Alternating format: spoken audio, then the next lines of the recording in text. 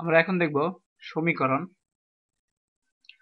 তো সমীকরণ কাকে বলে? আমরা আগে যে অঙ্কগুলো করেছি অনেক সময় আমরা সমীকরণের ব্যবহার করেছি। যেমন ধরো আমাদের যদি বলা হতো যে আহ, আমরা যেসব অঙ্কগুলো করেছি কর 5 টাকা এবং খর 5 টাকা সমান আহ, কর কর কর টাকা কর টাকা যোগ খর টাকা সমান 500। তার মানে এটা এটা আগে আমরা যেরকম ব্যবহার করছি এটাকে আমরা সমীকরণ বলবো, যেটা সমান চিহ্ন দিয়ে একটা মানের সমান আহ, সমান বোঝাবে। এরকম সংখ্যাকে আমরা সমীকরণ বলবো। তো ইকুয়াল চিহ্ন দ্বারা একটি রাশির সাথে অপর একটি রাশির সম্পর্ককে সমীকরণ বলে। এটা একটা রাশি, এটা একটা রাশি। তো এই দুইটা সম্পর্ককে আমাদেরকে সমীকরণ বলা হয়। যেমন ধর আমরা যদি লিখি a ইকুয়ালস টু 10, এটা একটা সমীকরণ। এটা একটা পদ বা রাশি, এটা একটা রাশি। তো আমরা যদি বলি a plus B equals to 5, এটাও একটা সমীকরণ। তো সমীকরণগুলোকে আমাদের লিখতে হয়। বা মনে করো আমাদের যদি বলা হয় 2x ইকুয়ালস টু 8, এটা একটা সমীকরণ। তারপর বলা হয় x প্লাস 5 ইকুয়ালস টু 3, হতে পারে x plus 10 equals to x plus 10 equals to 15। এগুলো হচ্ছে সমীকরণ। তো সমীকরণের মধ্যে যেটা থাকবে অবশ্যই মনে রাখবা, সমীকরণের একটা অজ্ঞাত রাশি থাকবে। অজ্ঞাত রাশি মানে x, যেটার মান আমাদের জানা নেই, ওই মানটাই আমাদের বের করতে হবে। সেই মানটাকে বের করতে হবে, সেই মান বের করার প্রক্রিয়াকে বলে আমাদের সমাধান। আর আমরা এতদিন সবাই জানি অ্যালজেব্রা বা যাকে বীজগণিত বলা হয়, এটাকে বীজ কেন বলা হয় জানো? যেমন এক্স প্লাস 10 ইকুয়ালস টু 15। তো এক্স এর একটা মান আছে, যে মানটা বের করলেই এই তার সাথে 10 যোগ করলেই 15 হবে। যেমন আমরা আগে প্রথম দেখেছি, আমরা অনেক আগে থেকে অঙ্ক করি এ তো প্লাস 10 ইকুয়ালস টু 15। তার মানে এখানে খালি ঘরের মধ্যে একটা মান আছে, সেই মানটা আমাদের বসাইতে হবে। এই অঙ্কগুলো করে আসছি। এটাই হচ্ছে সমীকরণ। বা এই ঘরগুলোর পরিবর্তে আমরা এক্স ব্যবহার করি বা কোনো লেটার ব্যবহার করি, যাতে আমরা খুব সহজে জিনিসগুলো লিখতে পারি। বারবার ঘর লিখতে হলে কেমন লাগবে? এই ঘর প্লাস 10 প্লাস 3 ঘর প্লাস 5 ঘর, তো দেখতে ভালো দেখাবে। তার সাথে x plus 10 plus 3x plus 5x দেখতে খুব সুন্দর দেখা যায়। তার জন্য এই x এর যে মানটা আমরা বের করব, এই খালি ঘরের যে মানটা বের করব, সেটা হচ্ছে অঙ্কের বীজ বলা হয়। এই জন্যই এই বীজ বের করার নিয়মকে বলে বীজগণিত। বীজগণিত। তো x এর ভ্যালুটাকে বীজ বলা হয়। তো আমরা আরেকটু দেখি, সমীকরণ সম্পর্কে আরেকটু জানি। সেটা হচ্ছে আমাদের যে কাজগুলো করতে হবে, সব কাজগুলোর মধ্যে আরেকটা অংশ আছে। মনে করো আমরা বীজগণিতগুলো কেমনে করব? x plus 10 equals to 15। তোমার এরকম যদি ইকুয়েশন দিয়ে দেওয়া থাকে, তোমার মনে রাখতে হবে আমাদের x এর ভ্যালু, আমাদের মূল উদ্দেশ্য হচ্ছে x এর ভ্যালু বের করা। তো x এর ভ্যালু বের করতে হলে তোমার কি জিনিসটা সরাইতে হবে? তো আমার 10 সরাইতে হবে। এই প্লাস 10 আছে, এটার আমাদের, আমরা জানি প্লাস 10 কে সরাইতে হলে, জিরো করতে হলে কি করতে হবে? তার বিপরীত বিপরীত সংখ্যা নিতে হবে। তার বিপরীত সংখ্যা কি? -10।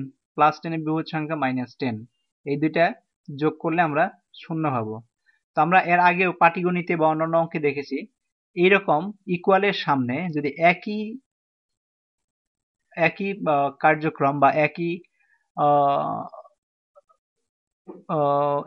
একই সংখ্যাকে একই চিহ্ন দ্বারা বা যোগ বিয়োগ ভাগ গুণ যাই করি না কেন, দুই পক্ষে যদি করি তাহলে মানে কোনো পরিবর্তন হবে না। যেরকম ভগ্নাংশের ক্ষেত্রে দেখছি, উপরে নিচে একই সংখ্যা দ্বারা ভাগ করলে, গুণন করলে, বিয়োগ করলে, যোগ করলে, বিয়োগ যোগ না গুণন করলে কোনো মানের পরিবর্তন হয় না। তো এখানেও আমাদের ভাগ যোগ আমাদের বিপরীত কাজটা করতে হবে। আমাদের যদি, কারণ আমাদের টার্গেট হচ্ছে এক্স এর ভ্যালু বের করা, আমাদের এটাকে ফেলে দিতে হবে, এই অংশটাকে ফেলে দিতে হবে। তার মানে এক্স অংশ ফেলে দিতে হলে কি করতে হবে? প্লাস 10 -10, এটার বিপরীত একটা কিছু লিখতে হবে। প্লাস আছে থেকে -10, তো যেহেতু এখানে -10 আমরা অ্যাডিশনাল একটা আলাদা একটা অতিরিক্ত জিনিস বসাইছি, এটা আমরা ইকুয়ালস এর ডান পাশে বসাতে হবে -10। এখানে -10 বসাইলাম, এখানে -10 বসাইলাম। তার মানে এখান থেকে 10 বিয়োগ করে দিলাম, এখান থেকে 10 বিয়োগ করে দিলাম। তাহলে এখনো দুই পাশই সমান থাকবে, দুই পক্ষই সমান থাকবে। কারণ হচ্ছে এখানে 10 চলে গেছে, এখানে 10 চলে গেছে। এখন দেখো +10 -10 এ চলে গেল, তার মানে অতএব x সমান 15 থেকে 10 বিয়োগ করলে কত থাকে? 5। x, এই 5টা হলো এই সমীকরণের বীজ, তার মানে বীজ। এখন যদি দেখো x এর মান যদি বসায় দাও, 5 + 10 = 15 = 15 হয়ে গেছে। তো একইভাবে আমরা মনে করেন আমরা যদি কোনো অঙ্ক থাকে, আমাদের যেসব অঙ্ক থাকবে, যে চিহ্নটা থাকবে, যে অংশটাকে আমরা বাদ দিতে চাচ্ছি তার বিপরীত জিনিসটা করতে হবে। যেমন আমরা যদি ধরো এরকম যদি থাকে 2x = 10, তার মানে আমাদের এই 2টাকে বাদ দিতে হবে। 2 মানে কি? গুণন। তার মানে এটাকে আমাদের এইভাবে একটা দিতে হবে, দিয়ে বা সাইন লিখতে হবে, বা এটা যদি গুণন আছে আমাদের ভাগ করতে হবে এটাকে। 2x ভাগ 2 যদি লিখি, আর এখানে 10 ভাগ 2 যদি লিখি, তাহলে হচ্ছে কি, বা 2 কেটে যাবে, যেমন 2x/2 লিখবো সমান 10/10 লিখবো, বা 2 কেটে যাবে, এখানে এটা 10 হবে না, এটা 10 হবে না, এটা হবে 2, কারণ এটা 2 আসবে। তাহলে এটা কেটে গেল, তাহলে হচ্ছে x সমান 5, এটা দিয়ে 5, x এর বীজ বেরিয়ে গেল।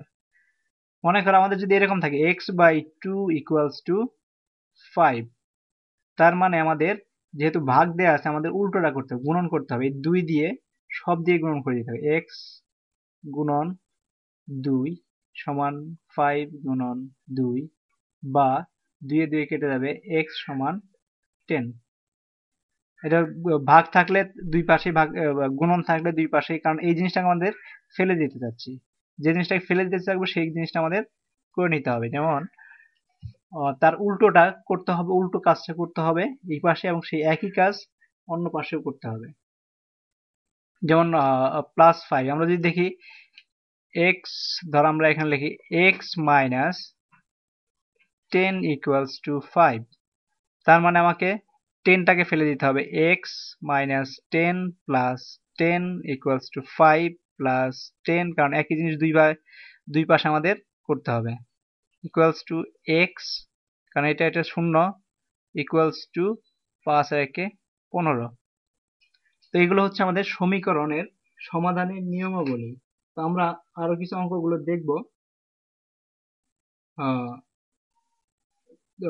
সমীকরণের বীজগুলো কেমন বের করতে হয় সেগুলো দেখবো। তো তার আগে তোমাদের মনে রাখতে হবে, তোমাদের যে সংখ্যাটা, যে উদ্দেশ্য আমরা বের করতে চাই, ওইটাকে বাদ দিয়ে অন্য যে অংশটুকু থাকবে তার উল্টো কাজটা করতে। প্লাস থাকলে মাইনাস আরেকটা ওই একই সংখ্যা দিতে হবে, বা ভাগ থাকলে গুণন একটা একই সংখ্যা, যদি গুণন থাকে তাহলে ভাগ একই সংখ্যা, যদি বিয়োগ থাকে তাহলে যোগ একই সংখ্যা, মানে বিপরীত কাজটা করতে হবে।